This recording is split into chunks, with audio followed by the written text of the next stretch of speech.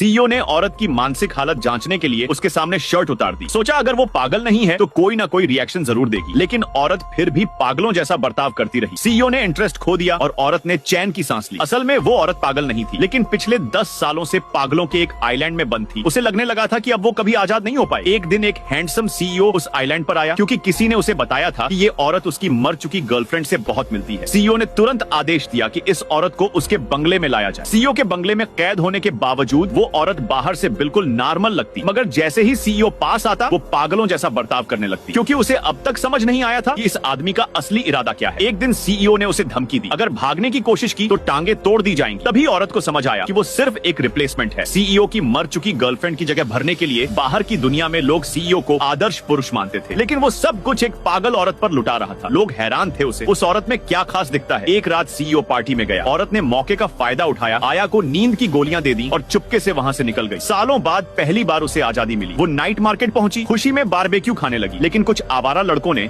उसे छेड़ने की कोशिश की। उसने एक के हाथ में बारबेक्यू की सीख घुसा दी और बदले में उसे एक फेक आईडी बनवाने को कहा। उसी दौरान सीईओ के बॉडीगार्ड्स मार्केट पर चढ़ दौड़े। औरत ने अपना भेस बदल लिया, मगर जैसे ही सीईओ का असिस्टेंट दिखा वो डर के मारे छुपने लगी, क्योंकि अब वो जान चुकी थी खेल खत्म होने वाला है। आखिरकार सच सामने आया। सीईओ अपनी खोई हुई गर्लफ्रेंड की कमी पूरी कर रहा था, मगर औरत अब किसी की कॉपी बनकर नहीं जीना चाहती थी। उसे अपनी पहचान चाहिए थी, अपनी आजादी, अपनी नई जिंदगी।